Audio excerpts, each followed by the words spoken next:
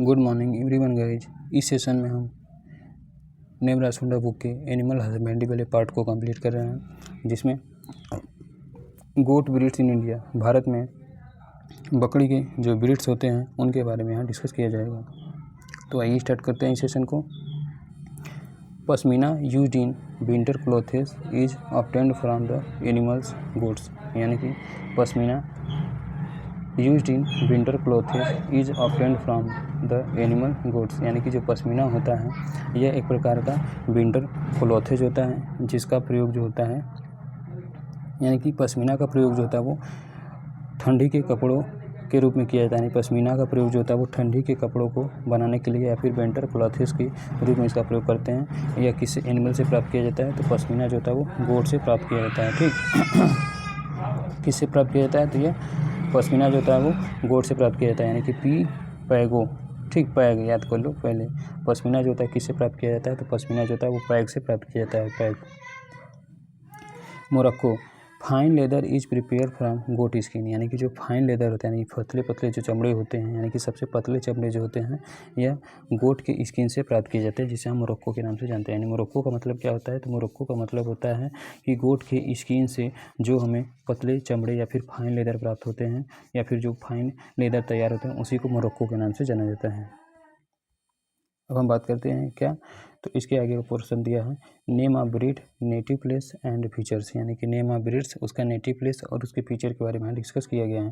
पहले नंबर पे आता है Jamunapari. It is originated from city of Berbera Somalia in India, found in Etawah Uttar Pradesh, यानी कि जमुनापारी का ओरिजिन प्लेस कहाँ पर होता है, तो इसका ओरिजिन प्लेस जो होता है वो, यानी कि it is originated from city of Berbera Somalia in India, found in Etawah Uttar Pradesh, यानी कि जमुनापारी का ओरिजिन प्लेस कहाँ पर माना जाता है, तो बारबरा सोमालिया का जो सिटी होता है उसी से इसका ओरिजिनेशन देखने को मिलता है। लेकिन हमारे भारत में सबसे ज़्यादा कहाँ पर पाई जाती है, तो हमारे भारत में इसका ओरिजिन प्लेस जो होता है वो इटावा का उत्तर प्रदेश माना जाता है। लेकिन विदेशों में कहाँ पर माना जाता है, तो बारबरा सोमालिया का सिटी या फिर शहर माना जाता है इसका origin place.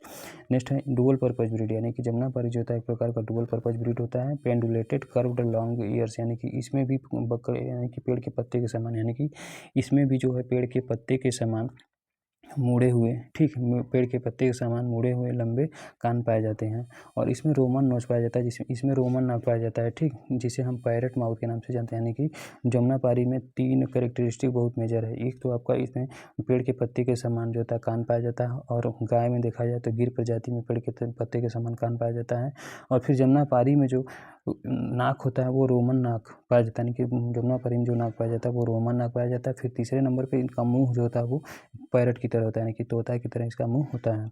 Appendage like thick long hairs, और इसमें जो है पतले पतले लंबे बाल्स पाए जाते हैं। कहाँ पर पाए जाते हैं, तो यह हाइंड लेग्स में, यानी कि पिछले, यानी कि जमुनापारी के पिछले पैर पर थिक लॉन्ग, यानी कि मोटे लंबे बाल पाए जाते हैं। आर मेजर कैरेक्टर, यानी कि इसके जो होते हैं मुख्य कैरेक्टर्स होते हैं, यानी कि जमुनापारी के पिछले पैर पर जो होता है मोटे और लंबे बाल्स पाए जाते हैं, जो कि इसका मेन कैरेक्टरिस्टिक होता है। फिर उसके बाद रोमन नाक इसका मेन कैरेक्टरिस्टिक होता है। फिर जो पेड़ के पत्ते के समान या फिर पेंडुलेटेड कर्वेट लॉन्ग ईयर्स जो होता है वह भी इसका मेजर कैरेक्टरिस्टिक्स होता है। नेक्स्ट है दूसरे नंबर पे आता है बारबरी। दूसरे नंबर पे बकरी की कौन सी ब्रीड आती है, तो दूसरे नंबर पे बकरी की जो ब्रीड है उसका नाम है बारबरी। बारबरी का ओरिजिन प्लेस कहाँ पर होता है, तो बारबरी का भी ओरिजिन प्लेस आपका सोमालिया अफ्रीका है, यानी कि सोमाली अफ्रीका है।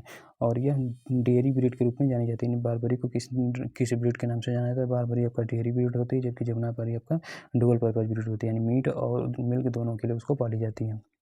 सुइटेबल फॉर स्टॉल फीडिंग, यानी कि बारबरी जो होता है किसके लिए सुइटेबल होता है, तो बारबरी जो होता है यह स्टॉल फीडिंग के लिए बहुत ही ज़्यादा सुइटेबल होता है। इसी को हम सिटी कोट के नाम से भी जानते हैं, यानी बारबरी बकरी को जो है सिटी कोट के नाम से जाना जाता है, क्योंकि स्टॉल फीडिंग के लिए फेमस होती है। यानी कि यह भारी शरीर होने के कारण, यानी कि जो बारबरी बकरी होती है इनकी शरीर भारी होने के कारण यह ज़्यादा जगह पर घूम फिर नहीं सकती है, तो इसीलिए इसको एक ही स्थान पर खाना पीना प्रोवाइड किया जाता है, तो उसी को हम स्टॉल फीडिंग के नाम से जानते हैं, ठीक। और इसीलिए इसे शहर की बकरी के रूप में जाना जाता है। Usually give birth to kids twins in one per duration, यानी कि जो बारबरी बकरी होती है इसके एक ब्यात में लगभग 2 बच्चे प्रत्येक ब्यात पे देखने को मिलते हैं। यानी कि जो बारबरी बकरी होती है इसके एक ब्यात में 2 बच्चे जो होता है इसका मेजर कैरेक्टरिस्टिक्स होता है, यानी कि एक बार में यह 2 बच्चा देती है, जुड़वा बच्चा देती है। तीसरे नंबर पे आता है बीटल। बीटल का ओरिजिन प्लेस कहाँ पर होता है? तो बीटल का origin place Gurdaspur West Bengal, Gurdaspur Punjab होता है। यानी कि बीटल का ओरिजिन प्लेस कहाँ पर होता है? तो बीटल का ओरिजिन प्लेस यानी कि बीटल का ओरिजिन प्लेस क्या होता है? तो बीटल का ओरिजिन प्लेस होता है वो गुरदासपुर, गुरदासपुर। बीटल का ओरिजिन प्लेस कहाँ पर होता है? तो बीटल का ओरिजिन प्लेस जो होता है वो गुरदासपुर पंजाब होता है। रिसेंबल्स एज जमुनापारी, यानी कि यह दिखाई कैसी देती है? तो यह जमुनापारी के समान ही दिखाई देती है। यानी कि जो बीटल बकरी होती है यह जमुनापारी के समान ही देखने में लगती है। गुड डेयरी टाइप ब्रीड, यानी कि सबसे अच्छी डेयरी टाइप का ब्रीड कौन सी होती है? तो वह बीटल होती है। इसमें क्या पाया जाता है? तो इसके मेल में जो होता है, यानी कि इसकी जो पुरुष होते हैं, यानी कि जो बीटल, यानी बीटल के पुरुष में, यानी कि बीटल का जो पुरुष होता है या फिर बीटल का जो मेल होता है उसमें दाढ़ी पाया जाना इसका मेन कैरेक्टरिस्टिक्स होता है। चौथे नंबर पे आता है ब्लैक बंगाल। ब्लैक बंगाल का ओरिजिन प्लेस कहाँ पर होता है? तो वेस्ट बंगाल होता है, वेस्टर्न बंगाल होता है। यानी कि ब्लैक बंगाल से ही निकाल लो इसका ओरिजिन प्लेस, बंगाल इसका ओरिजिन प्लेस होता है। एक्सीलेंट फॉर मीट, यानी कि मीट के लिए सबसे अच्छा माना जाता है क्या?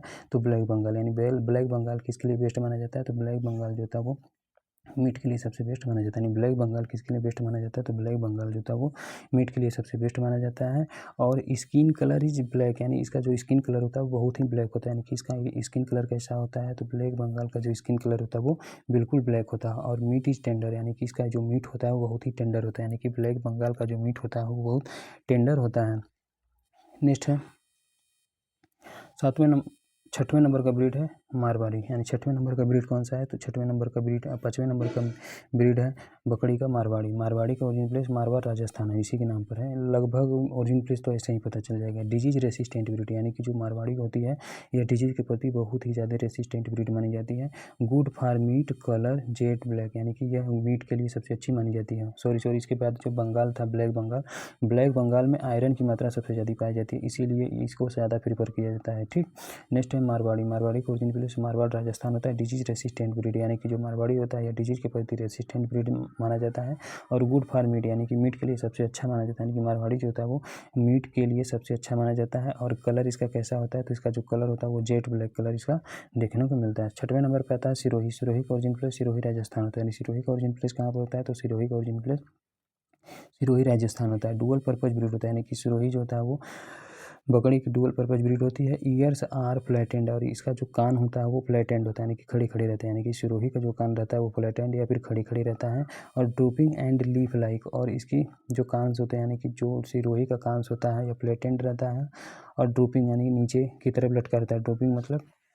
ड्रूपिंग का मतलब होता है हाथी के सूंड के जैसे, यानी कि इसका कान जो होता है फ्लैटेंड और हाथी के सूंड के जैसे, यानी कि हाथी के सूंड के जैसे नीचे की तरफ, हाथी के सूंड के जैसे जो होता है वो उठा रहता है। ठीक, हाथी के ड्रूपिंग मतलब हाथी के सूंड के समान इसका कान देखने को मिलता है। और पत्तियों के समान, यानी कि फिर से ईयर्स आर फ्लैटेंड, यानी कि जो सिरोही का कांस होता है यह फ्लैटेंड होता है, ड्रूपिंग होता है एंड लीफ लाइक होता है। नेक्स्ट है सातवें नंबर पे झकराना। सातवें नंबर पे ब्रीड है झकराना। झकराना का ओरिजिन प्लेस कहाँ पर होता है? तो बहरोर अलवर राजस्थान होता है। यानी कि झकराना का ओरिजिन प्लेस कहाँ पर होता है?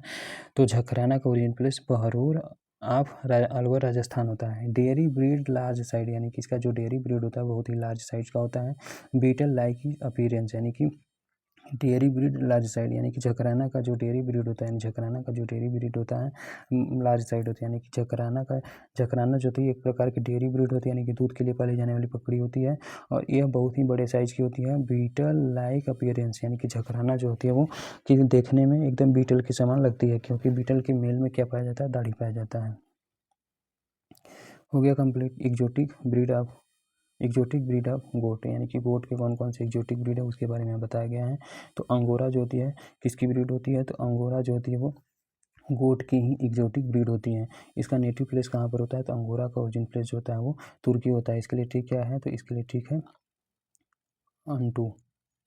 इसके लिए ठीक क्या है? तो इसके लिए ठीक है अनटू। इसके लिए ठीक क्या है? तो अनटू, यानी कि ए एन से हो जाएगा अंगोरा एंड टी यू से क्या हो जाएगा? तो तुर्की हो जाएगा। यानी कि अंगोरा का ओरिजिन प्लेस कहाँ पर होता है?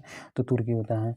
It is used as wool known as mohair, यानी कि इसके बाल का प्रयोग जो होता है वो ऊन के रूप में किया जाता है। फिर से ईट हेयर यूज्ड एज वूल नोन एज मोहेयर, यानी कि अंगोरा के बाल का प्रयोग जो होता है वो ऊल मतलब कि ऊन है, यानी ऊल मतलब ऊन बनाने के लिए किया जाता है, इसीलिए इसको हम मोहेयर के नाम से जानते हैं।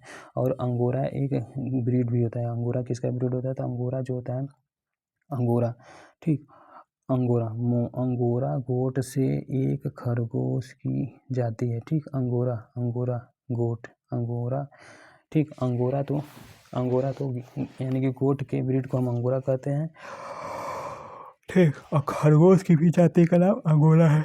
एक खरगोश की जाति का भी नाम अंगोरा है। नेक्स्ट है अल्पाइन। अल्पाइन का ओरिजिन प्लेस कहाँ पर होता है? तो अल्पाइन का ओरिजिन प्लेस यूरोप होता है। ठीक, अल्पाइन का ओरिजिन प्लेस क्या होता है? तो अल्पाइन का ओरिजिन प्लेस जो होता है वो यूरोप होता है। लास्ट में यही ई लगा है ना, अल्पाइन में जो लास्ट में ई लगा है उसी से इसका ओरिजिन प्लेस निकल के चला आएगा क्या? तो अल्पाइन का ओरिजिन प्लेस यूरोप होता है। यह भी एक प्रकार का मिल्क ब्रीड होता है, या फिर मिल्च ब्रीड होती है, या फिर डेयरी ब्रीड होती है। नेक्स्ट है एंग्लो न्यूबियन।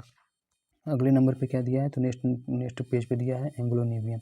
एंग्लो न्यूबियन क्या होता है? तो Anglo Nubian it is cross between Jamunapari and Nubian. यानी कि एंग्लो न्यूबियन जो होता है वो जमुनापारी और न्यूबियन के क्रॉसिस को बनाया गया। इसके लिए ट्रिक क्या है? तो इसके लिए ट्रिक है अंजन। यानी इसके लिए ट्रिक क्या है? तो इसके लिए ट्रिक है अंजन अंजन अंजन अंजन। आ से एंग्लो न्यूबियन हो जाएगा, जैसे आपका जमुनापारी हो जाएगा, न से न्यूबियन हो जाएगा। इन तीनों का यानी इन दोनों के क्रॉस से जो है इंग्लैंड में इसको बनाया गया। न्यूबियन का ओरिजिन प्लेस कहाँ पर होता है? तो न्यूबियन का ओरिजिन प्लेस इंग्लैंड होता है। यानी कि इंग्लैंड की न्यूबियन वैरायटी और भारत की जमुनापारी वैरायटी के क्रॉस से जो है एंग्लो न्यूबियन को तैयार किया गया है। इसी को हम जर्सी काऊ के नाम से भी जानते हैं। यानी एंग्लो न्यूबियन को बकरी के एंग्लो न्यूबियन फॉरेन या फिर एक्जोटिक ब्रीड को जो है जर्सी काऊ के नाम से भी जाना जाता है। It is most dual purpose exotic breed of goat. यानी कि गोट की यह सर्वाधिक डुअल पर्पज एक्जोटिक ब्रीड के रूप में जाना जाता है। यानी कि एंग्लो न्यूबियन जो होता है वो गोट की सर्वाधिक डुअल पर्पज एक्जोटिक ब्रीड के नाम से जाना जाता है। यानी एंग्लो न्यूबियन को जो है बकरी का सर्वाधिक डुअल पर्पज एक्जोटिक ब्रीड के नाम से जाना जाता है। नेक्स्ट क्या है? तो अगले नंबर पे आता है सानेन। नेक्स्ट है सानेन का ओरिजिन प्लेस कहाँ पर होता है? तो सानेन का ओरिजिन प्लेस जो होता है वो स्विट्जरलैंड होता है। यानी कि सास, इसके लिए ट्रिक क्या है? तो इसके लिए सासवी। इसके लिए ट्रिक क्या है? तो इसके लिए ट्रिक है सासवी। यानी कि सानेन का ओरिजिन प्लेस कहाँ पर होता है? तो सानेन का सा से सानेन हो जाएगा, एंड स्वी से SWI से क्या हो जाएगा? तो ये आपका स्विट्जरलैंड हो जाएगा। यानी सासवी का ओरिजिन प्लेस कहाँ पर होता है? तो सानेन का ओरिजिन प्लेस आपका स्विट्जरलैंड होता है। Next point, presence of beard in both sexes in the characteristic features. यानी कि सानेन के मेल और फीमेल दोनों में ही दाढ़ी पाया जाता है, जबकि बीटल के केवल मेल में दाढ़ी पाई जाती है। तो सानेन का यही मेन कैरेक्टरिस्टिक्स होता है। This breed is also known as queen of milk. यानी कि सानेन ब्रीड को हम क्वीन ऑफ मिल्क के नाम से जानते हैं। सानेन ब्रीड को यानी कि बकरी के सानेन ब्रीड को हम क्वीन ऑफ मिल्क के नाम से भी जानते हैं। यानी कि दूध की रानी किसे कहते हैं? सानेन को कहते हैं। नेक्स्ट है टोगनबर्ग का ओरिजिन प्लेस कहाँ पर होता है? तो टोगनबर्ग का भी ओरिजिन प्लेस आपका स्विट्जरलैंड होता है। तो इसी के ट्रिक से याद कर लेते हैं स्विट्जरलैंड किस किस का होता है। तो एक तो आपका सानेन का होता है, दूसरे नंबर पे टोगन का होता है, फिर उसके बाद लास्ट में EST। ठीक, EST ESC EST यस, ठीक, साहसवी यानी कि टोसा याद कर लो बस। टोसा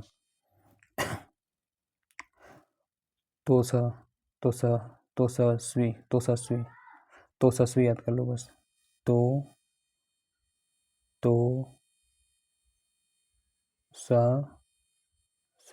तोसस्वी यानी कि टोगनबर्ग का और सानेन का ओरिजिन प्लस स्विट्जरलैंड होता है। यानी कि तोसस्वी याद कर लो।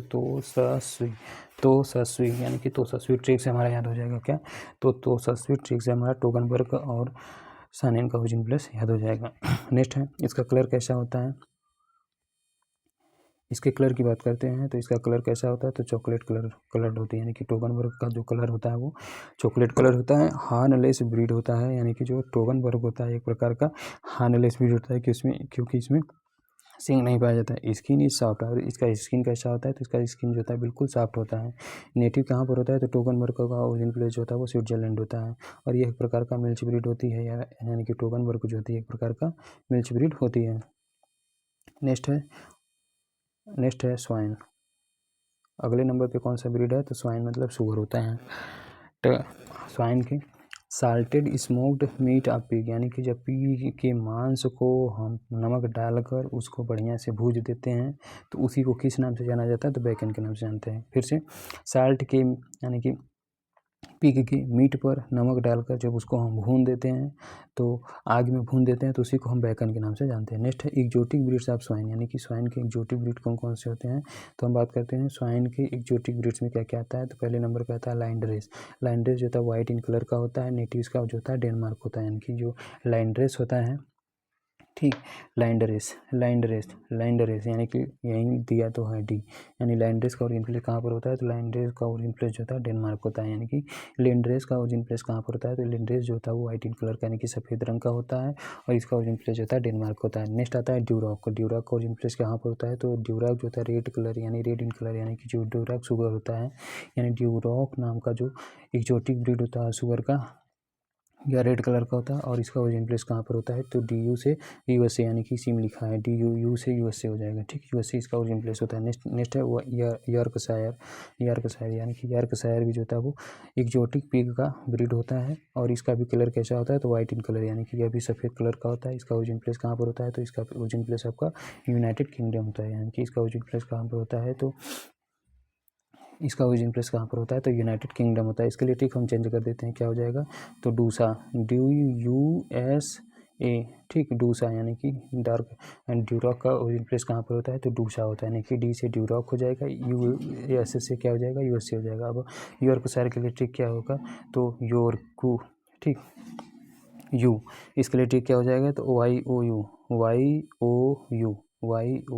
यूक, ठीक, YOU, इसके लिए ठीक क्या हो जाएगा। तो YOU, यानी कि वाई से आपका YO से यॉर्कशायर हो जाएगा और ये फिर यू से क्या हो जाएगा। तो यू से यूनाइटेड किंगडम हो जाएगा और यह किस कलर की होती है। तो यह सफ़ेद रंग की होती है। नेक्स्ट है चेस्टर वाइट का कलर कैसा होता है। चेस्टर वाइट का कलर जो होता है सफ़ेद रंग होता है, यानी कि चेस्टर वाइट कलर, यानी चेस्टर जो वाइट होता है किसकी ब्रीड होती है। तो यह भी पिग की एक्जोटिक ब्रीड होती है जो कि वाइट कलर की होती है और यह एक प्रकार का USA की ब्रीड होती है, यानी कि यह भी कहाँ की ब्रीड होती है। तो USA की यह ब्रीड होती है। नेक्स्ट है हेयरफोर्ड का चौथे नंबर का ब्रीड क्या है। तो 5वें नंबर का ब्रीड नाम है Hereford, new breed of swine from USA, यानी कि यह नई ब्रीड है कहाँ से। तो यह USA से निकाली गई स्वाइन की न्यू ब्रीड है, यानी कि हेयरफोर्ड जो ब्रीड होती है, हेयरफोर्ड ब्रीड, यानी कि स्वाइन का जो एक्जोटिक ब्रीड जिसे हम हेयरफोर्ड के नाम से जानते हैं, इसको जो है USA से निकाला गया एक सुगर का नया ब्रीड होता है। नेक्स्ट है वायरल डिजीज ऑफ कैटल्स, यानी कि पशुओं में लगने वाले वायरल डिजीज कौन कौन से होते हैं। तो पशुओं में लगने वाले वायरल डिजीज के अंतर्गत आपका स्वाइन फीवर आता है। स्वाइन फीवर में जो होता है वो स्वाइन फीवर, यानी कि sorry viral disease of cattle, यानी पशुओं में लगने वाले वायरल डिजीज कौन कौन से होते हैं। तो पशुओं में लगने वाला वायरल डिजीज के अंतर्गत पहले नंबर पर आपका स्वाइन फीवर आता है, दूसरे नंबर पर पॉक्स आता है, तीसरे नंबर पर FMD आता है, चौथे नंबर पर प्लेग आता है, 5वें नंबर पर ब्लू टंग आता है, 6वें नंबर पे न्यू कैस्टल आता है जो जिसे हम रानीखेत के नाम से भी जानते हैं। फिर इसके बाद ल्यूकेसिस आता है, फिर इसके बाद रिंडरपेस्ट जिसे हम पोकनी के नाम से जानते हैं, फिर इसके बाद हमारे एक्सिस डिजीज आता है, फिर ब्रोंकाइटिस आता है। यानी कि स्वाइन फीवर भी आपका वायरल डिजीज होता है, पॉक्स भी वायरल डिजीज होता है, FMD भी आपका वायरल डिजीज होता है, प्लेग भी आपका वायरल डिजीज होता है, ब्लू टंग भी आपका वायरल डिजीज होता है, न्यू कैस्टल जिसे हम रानीखेत के नाम से जानते हैं यह भी वायरल डिजीज होता है, ल्यूकोसिस भी आपका वायरल डिजीज होता है, रिंडरपेस्ट भी आपका वायरल डिजीज होता है जिसे हम पोकनी के नाम से जानते हैं, मैरेक्सिस डिजीज भी आपका वायरल डिजीज होता है, ब्रोंकाइटिस भी आपका जो होता है वायरल डिजीज के अंतर्गत आता है। नेक्स्ट क्या दिया है भाई। तो अगले नंबर पे दिया फंगल डिजीज, अगले नंबर पे दिया फंगल डिजीज के अंतर्गत आपका ब्रोंकोमाइकोसिस आता है, यानी ब्रोंकोमाइकोसिस जो होता है एक प्रकार का फंगल डिजीज होता है। रिंग वर्म भी आपका एक फंगल डिजीज होता है, ब्रूडर निमोनिया भी आपका फंगल डिजीज होता है एंड एफ्लाटॉक्सिकोसिस भी आपका जो होता है फंगल डिजीज होता है। इसके लिए ट्रिक याद कर लेते हैं। तो क्या है तो इसका बार्ब, इसके लिए ट्रिक है क्या। तो इसके लिए ट्रिक है बार्ब। फंगल डिजीज के लिए ट्रिक क्या है। तो फंगल डिजीज के लिए ट्रिक है बार्ब। बी से क्या हो जाएगा। तो ब्रोंकोमाइकोसिस हो जाएगा। ए से आपका एफ्लाटॉक्सिकोसिस हो जाएगा। रा से आपका रिंगवर्म हो जाएगा। बी से आपका ब्रूडर निमोनिया हो जाएगा। ये सभी जो होते हैं फंगल डिजीज के अंतर्गत आते हैं। नेक्स्ट है प्रोटोजोअल डिजीज। अगला है प्रोटोजोअल डिजीज, यानी कि प्रोटोजोअल डिजीज के अंतर्गत क्या आता है। तो प्रोटोजोअल डिजीज के अंतर्गत आता है कैट, यानी CATT, यानी कि प्रोटोजोअल डिजीज के अंतर्गत क्या क्या आता है। तो प्रोटोजोअल डिजीज के अंतर्गत कैट आता है, यानी कि C से हो जाएगा आपका कॉक्सीडियोसिस हो जाएगा, A से आपका एनाप्लाज्मोसिस हो जाएगा, फिर T से आपका थिलेरिएसिस हो जाएगा, फिर T से आपका ट्रिपैनोसोमियासिस हो जाएगा जिसे हम सुर्रा के नाम से जानते हैं। नेक्स्ट है बैक्टीरियल डिजीज। यानी कि बैक्टीरियल डिजीज़ कौन कौन सा होता है, तो बैक्टीरियल डिजीज़ से होने वाला डिजीज़ है आपका एंथ्रेक्स जो होता है बैक्टीरिया का होता है, जिसका साइंटिफिक नेम क्या होता है, तो बैसिलस एंथ्रेसिस होता है। यानी एंथ्रेक्स का साइंटिफिक नेम क्या होता है, तो एंथ्रेक्स का साइंटिफिक नेम आपका बैसिलस एंथ्रेसिस होता है। दूसरे नंबर पर ब्लैक वाटर आता है, तीसरे नंबर पर ब्रूसेलोसिस आता है। ठीक, ब्रूसेलोसिस यानी कि ब्रूसेलोसिस आपका बैक्टीरियल होता है, जबकि ब्रोंकोमाइकोसिस जो होता है वो वायरल डिजीज होता है। ब्रोंकोमाइकोसिस जो होता है आपका वायरल डिजीज होता है, जबकि ब्रूसेलोसिस जो होता है आपका, ठीक, ब्रूसेलोसिस जो होता है आपका बैक्टीरियल डिजीज होता है। ब्रूसेलोसिस आपका बैक्टीरियल डिजीज होता है। एंड फिर बी से क्या दिया है, तो बी से आपका ब्रोंकोमाइकोसिस आपका फंगल डिजीज है। फिर इसके बाद ल्यूकोसिस, लास्ट में SIS यानी कि सेम है, तो ल्यूकोसिस भी कैसा होता है, तो ल्यूकोसिस जो होता है आपका वायरल डिजीज होता है। तीनों में डिफरेंस है। अब हम बात करते हैं नेक्स्ट, मैस्टाइटिस जो होता है बैक्टीरियल डिजीज होता है। मैस्टाइटिस भी आपका बैक्टीरियल डिजीज होता है।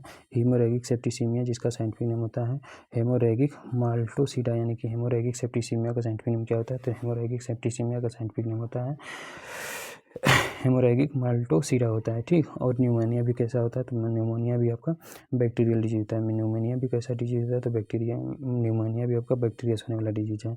ट्यूबरकुलोसिस भी आपका बैक्टीरिया से होता है। कॉलेरा भी आपका बैक्टीरिया से होता है। टाइफाइड भी आपका बैक्टीरिया से होता है। इसके लिए ठीक क्या है, तो CT ने यानी कि घोटी ने नीमों को छठा CD प्ले करने को कहा, यानी कि घोटी ने नीमों को छठा CD प्ले करने को कहा, तो इसी से हमारा बैक्टीरियल से भी डिजीज निकल के चला जाएगा। हो गया।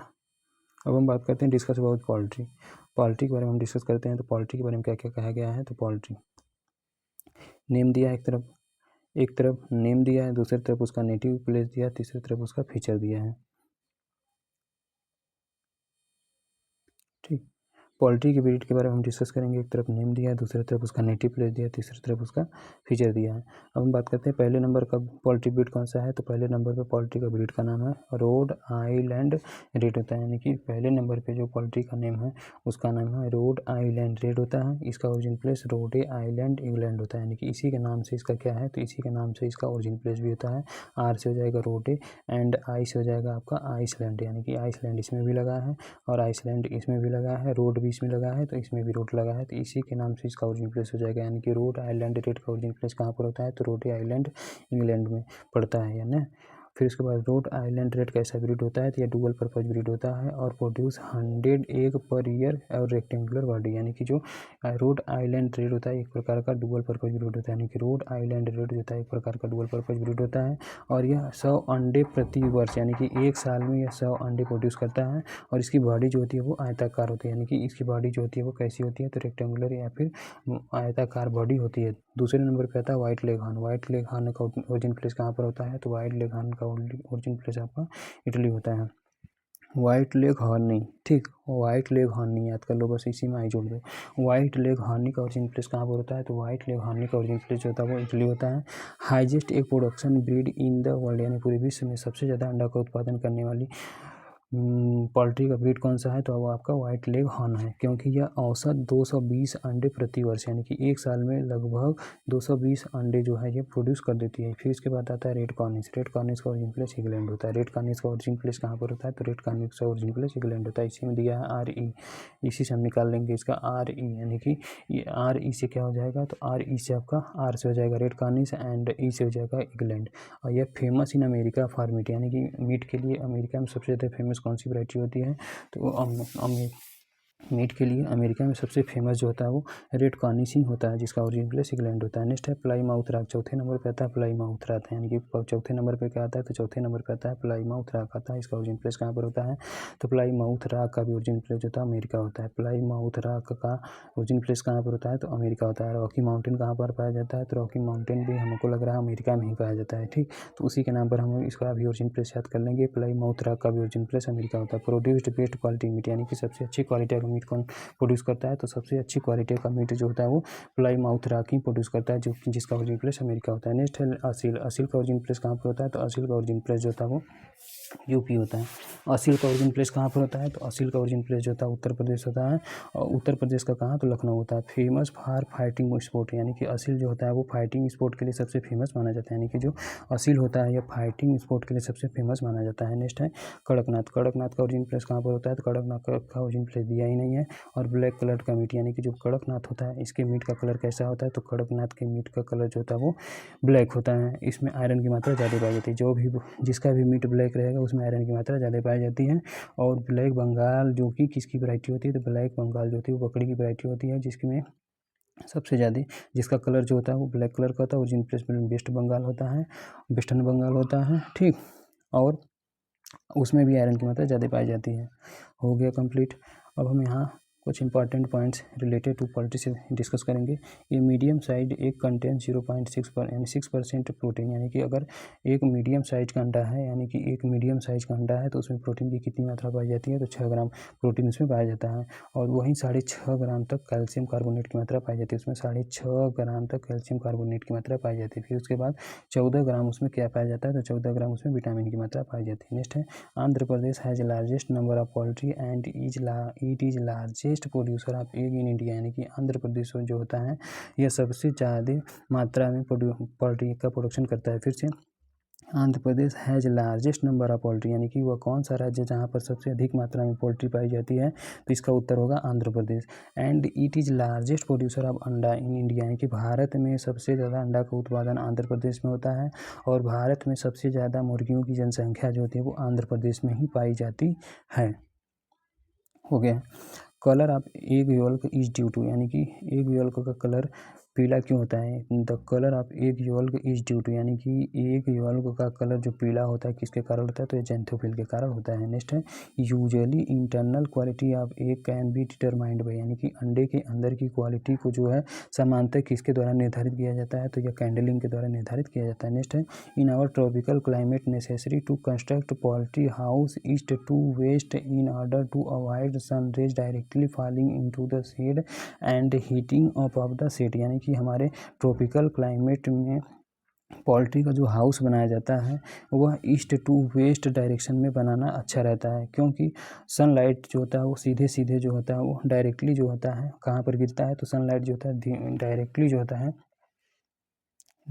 होता है सनलाइट जो होती है वो डायरेक्टली उसके ऊपर गिरता है, ठीक। और हीटिंग ऑफ द शेड, और जो शेड होता है वो हमेशा गर्म रहता है। फिर से इन आवर ट्रॉपिकल क्लाइमेट, यानी कि हमारे ट्रॉपिकल क्लाइमेट में necessary to construct poultry house, यानी कि आवश्यक होता है पोल्ट्री हाउस बनाने के लिए कहाँ कौन से डायरेक्शन में, तो ईस्ट टू वेस्ट डायरेक्शन में, यानी ईस्ट टू वेस्ट डायरेक्शन में।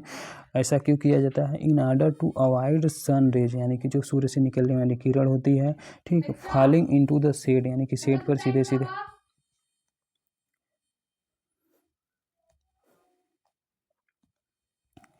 फिर से in our tropical climate necessary to construct poultry house east to west direction, यानी कि हमारे ट्रॉपिकल क्लाइमेट में जो पोल्ट्री हाउस बनाया जाता है वह आवश्यक होता है कि उसे ईस्ट टू वेस्ट डायरेक्शन, यानी कि पूरब से पश्चिम के डायरेक्शन में बनाया जाए।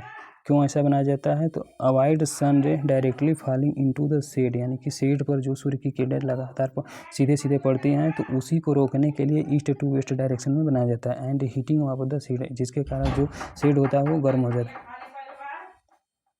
जिसके कारण जो शेड होता है वो गर्म हो जाता है, यानी कि सूर्य की किरणों से, यानी कि सूर्य के किरणों से पोल्ट्री के शेड को बचाने के लिए, ठीक, सूर्य की किरणों से, यानी कि सूर्य के तेज किरणों से पोल्ट्री के घरों को बचाने के लिए सदैव हमारे ट्रॉपिकल क्लाइमेट में ईस्ट टू वेस्ट डायरेक्शंस में पोल्ट्री का हाउस बनाया जाता है, ताकि सूर्य का किरण डायरेक्ट उस पर न पड़ सके और उससे गर्मी का प्रभाव जो है पक्षियों पर न दिखाई दे, ठीक।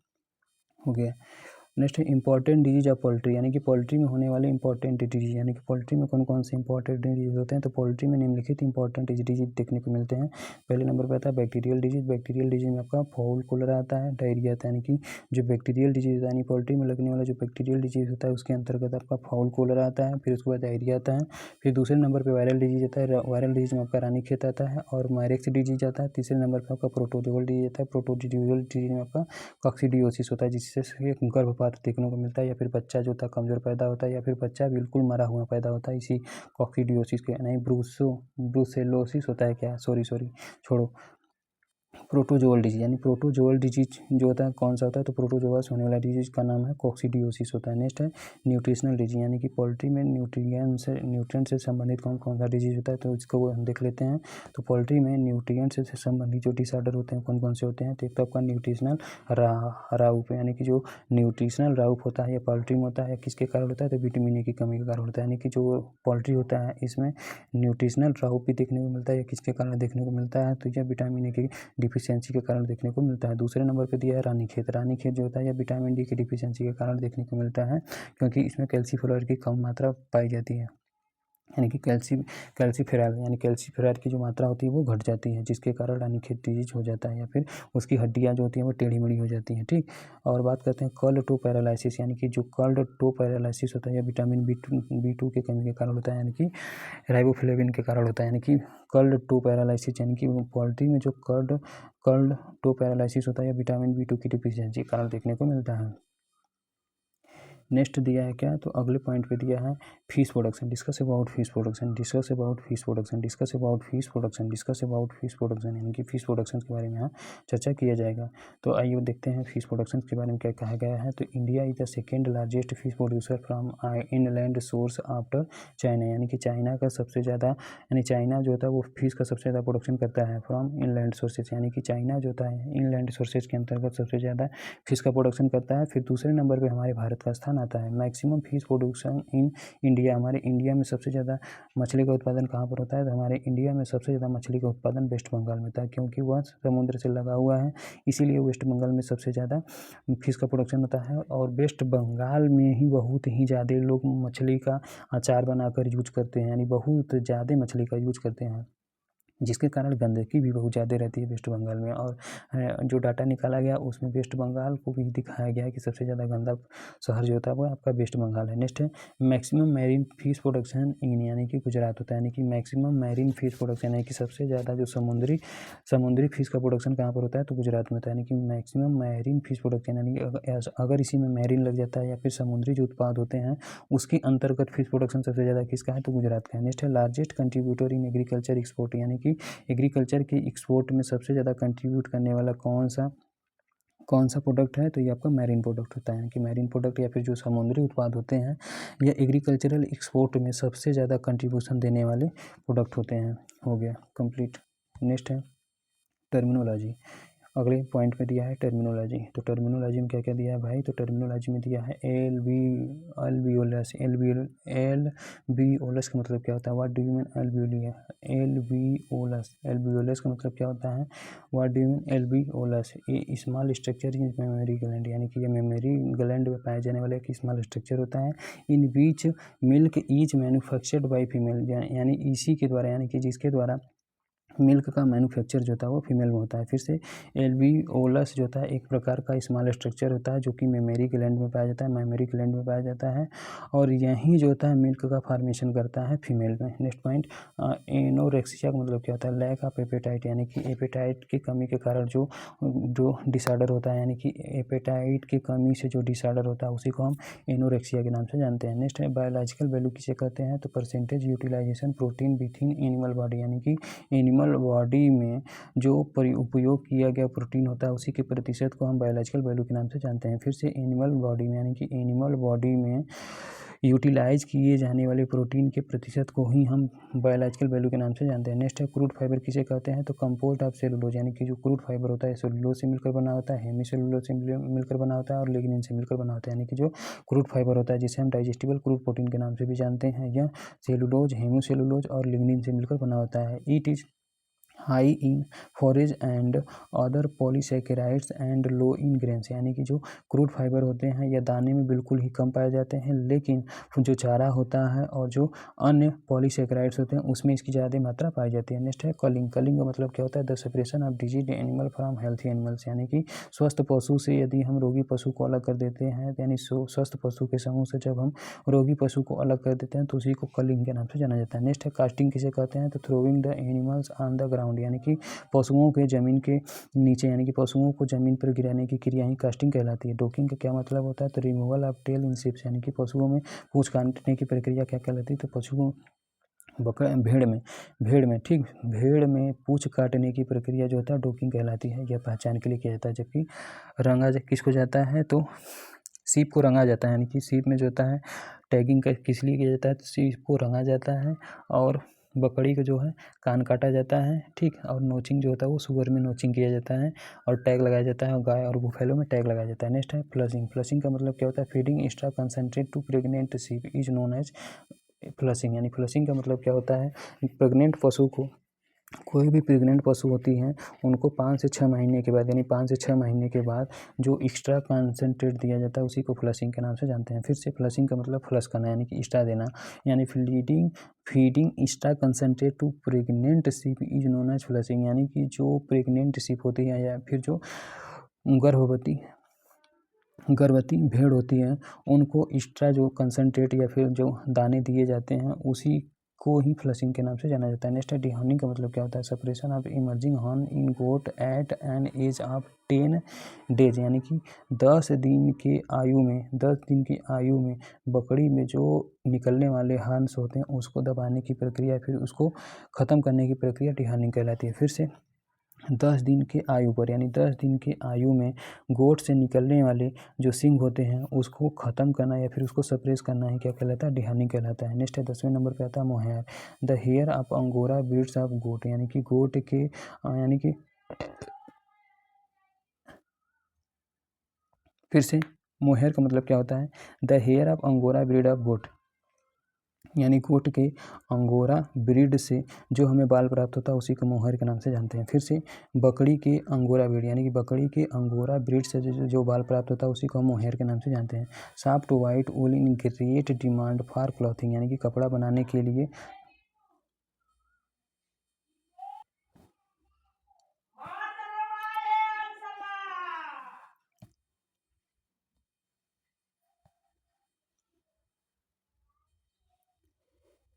नेक्स्ट टर्म है 11th नंबर का टर्म है pashmina.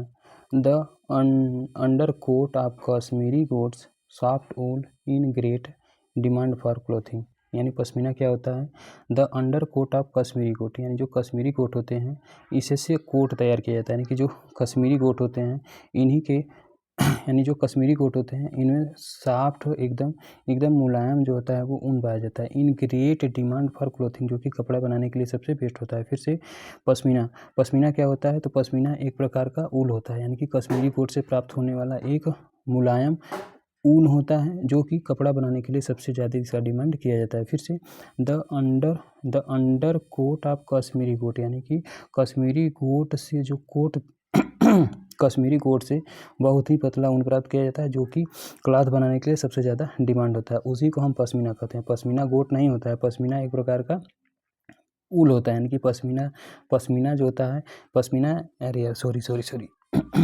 The under coat of Kashmiri goat wool soft wool in great demand for clothing, यानी कि पश्मीना जो होता है यह कश्मीरी गोट से प्राप्त, यानी कि पश्मीना शाल, यानी कि पश्मीना किससे तैयार किया जाता है तो यह कश्मीरी गोट से जो कोट तैयार किया जाता है, यानी कि कश्मीरी गोट से जो कोट तैयार किया जाता है उसी को हम पश्मीना के नाम से जानते हैं। और कश्मीरी गोट से जो ऊन तैयार होता है बहुत, यानी कश्मीरी जो गोट होते हैं उनसे बहुत ही मुलायम तरीके का ऊन प्राप्त होता है जिसका डिमांड जो है कपड़ा बनाने के लिए सबसे ज़्यादा होता है ठीक। और इसी कश्मीरी कोट से जो है कोट तैयार किया जाता है ठीक, इसी को हम पश्मीना के नाम से जानते हैं। नेक्स्ट है पिकअप का हो जाएगा, इसका ट्रिक क्या होता है, इसके लिए ट्रिक हो जाएगा पिकअप, यानी कि पिका क्या होता है तो an appetite for material not usually considered to be food such as is observed in phosphorus deficient animals, यानी कि जो पीका होता है यह फास्फोरस की डिफिशियंसीज होता है पशुओं में। और डिप्राइव्ड एपेटाइट, यानी कि यह क्या होता है तो फास्फोरस किसका स्रोत होता है तो फास्फोरस जो होता है वो एपेटाइट का स्रोत होता है। तो फास्फोरस या फिर एपेटाइट की कमी से जो होता है पीका डिसऑर्डर देखने को मिलता है किसमें, एनिमल्स में। यानी कि an appetite for materials not usually considered to be food, यानी कि एपेटाइट यानी मटेरियल्स के रूप में एपेटाइट जो होता है यह फूड के रूप में बिल्कुल भी कंसीडर नहीं किया जाता है ठीक। Such as is observed in phosphorus deficient animals, यानी कि जो फास्फोरस फिर से an appetite for materials an appetite for materials not usually considered to be food such as is observed in phosphorus deficiency, यानी कि पीका जो होता है किसकी कमी से होता है, जो पीका डिसऑर्डर होता है, या एनिमल्स में फास्फोरस की कमी से होता है, या फिर कहीं कहीं पर देखने को मिलता है एपेटाइट की डिफिशियंसी से क्या होता है, तो एपेटाइट की डिफिशियंसी से आपका पीका डिसऑर्डर होता है, इसके लिए ठीक है पीकअप। 13वें नंबर का टर्म है प्यूबर्टी। प्यूबर्टी का मतलब क्या होता है, the period of life at which the reproductive organs first become functional, यानी कि प्यूबर्टी वह पीरियड, यानी कि प्यूबर्टी लाइफ का वह पीरियड होता है जिसमें रिप्रोडक्टिव ऑर्गन्स जो होता है वो सर्वप्रथम कार्य करना चालू कर देता है। This characterized by stress and ovulation in the female and semen production in the males, यानी कि प्यूबर्टी के अंतर्गत क्या होता है, तो जो स्ट्रेस या फिर मेंस्ट्रुएशन साइड होता है, यानी कि ओवम का फॉर्मेशन फीमेल में एंड सीमेन का फॉर्मेशन मेल में और होने लगता है। यानी प्यूबर्टी का मतलब क्या होता है, तो सर्वप्रथम प्यूबर्टी का मतलब क्या होता है, तो प्यूबर्टी का मतलब होता है मेल में सीमेन का फॉर्मेशन होने लगता है और फीमेल में जो होता है वो ओवम का या फिर अंडक का फॉर्मेशन होने लगता है और ईस्टर साइकिल जो होता है वो आने लगता है फीमेल में। नेक्स्ट है चौथे नंबर पे आता है 14वें नंबर का टर्म है सोर्रा। कॉमन डिजीज इन कैमल, यानी कि कैमल में होने वाला है कि सोर्रा जो होता है सबसे ज़्यादा किस पशु में देखने को मिलता है, तो सोर्रा जो डिजीज होता है ये सबसे ज़्यादा कैमल या फिर ऊँट में देखने को मिलता है। किसके कारण होता है, तो यह प्रोटोजोआ के कारण होता है, यानी कि सोर्राफ क्या हो जाएगा, तो इसके लिए सोर्राफ हो जाएगा। इसके लिए ट्रिक क्या है, तो इसके लिए ट्रिक है सोर्राफ, यानी कि यह प्रोटोजोआ से होने वाला डिसऑर्डर है, यानी कि जो सोर्रा होता है ये कैमल में सबसे ज़्यादा देखने को मिलता है और यह प्रोटोजोआ के कारण ज़्यादातर होता है। तो इस सेशन में हमने पूरा एनिमल हस्बेंड्री को कंप्लीट कर चुके हैं। नेक्स्ट सेशन में बायोटेक्नोलॉजी, ठीक, बायोटेक्नोलॉजी और क्या है बायोटेक्नोलॉजी, ऐसे ऐसे करके 3 सब्जेक्ट हम नेक्स्ट टॉपिक में डिस्कस करेंगे। इस सेशन को हम विराम देते हैं। Thank you everyone guys.